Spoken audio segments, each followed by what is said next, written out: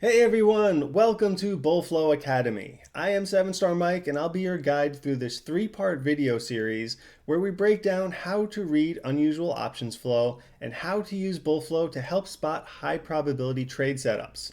I've been a full-time options trader since 2016 and an educator since 2018, and I also run the Bullflow community Discord where I'm live every day during market hours, breaking down options flow, sharing trade callouts, and helping our traders level up in real time. This beginner-friendly series is broken into 3 quick parts. In part 1, we'll explore what options flow is, how to read the Bullflow scanner, and what all the data means. In part 2, we'll explore how to spot high conviction options flow using our checklist and real trade examples. And in part 3, I'll show you how I personally use Bullflow to find trades, set filters, and time entries. Now let's start with the basics. So what is unusual options flow? Unusual options flow is basically just scanning the options marketplace for trades that stand out. Now that could be a large dollar amount put into a trade, or it could be a ton of money going into a ticker that we don't normally see money going into. So unusual options flow is literally watching the options market for anything unusual. And that's where Bullflow comes in. Bullflow uses institutional grade data to display unusual options flow in real time. And this gives you the same level of market insight that was once exclusive to hedge funds and large institutions. Now, there's a lot of data on this scanner, so let's break it down and take a look at what this info is actually telling us. I'm going to break this into sections to make it easier to digest. In this first grouping, it starts with time. Now this is the time the trade executed on the exchange, and since this is real-time scanning, that's the same time that it showed up on our scanner. Value is simply the amount that they either put into or took out of the trade. Ticker is just what they're trading.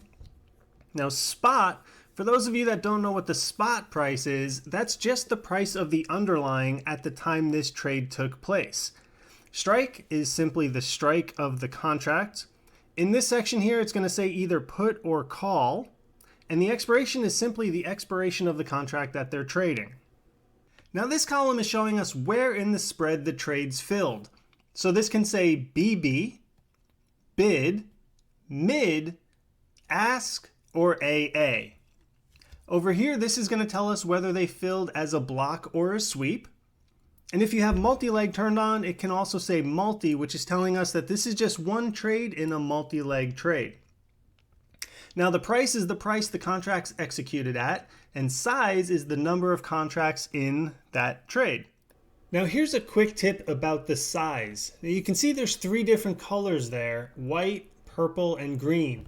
And what this is telling us is the volume in relation to open interest. So when you see the size colored white, that just means that the volume traded for today has not exceeded the open interest.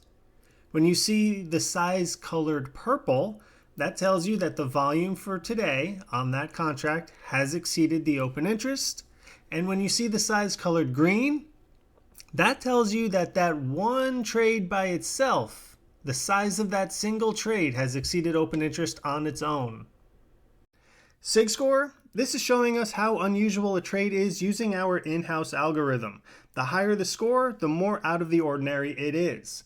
And this is in the middle of the screen because this is dividing your primary information on the left with some secondary information on the right. To kick off this secondary information, we start with delta, and that's a measure of how much this contract will move for the next dollar move in the underlying.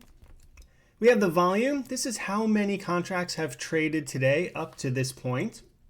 OI is open interest, and that's how many contracts are held open as of the start of the day. IV, this is a measure of market expectations of how much a security will move in the future. And OTM is how much in or out of the money these contracts are as a percentage.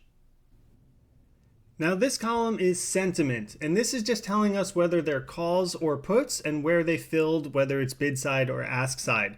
Now this isn't always 100% accurate, so in an advanced video, I'm going to show you how to read the sentiment of options flow much more accurately. Now percent return, this is how the contracts have done since they transacted. And earnings, this section here is going to say either pre, post, or estimated.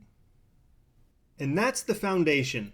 In the next video, we'll dive into how to spot high probability trades using a simple checklist and show you real examples from the flow.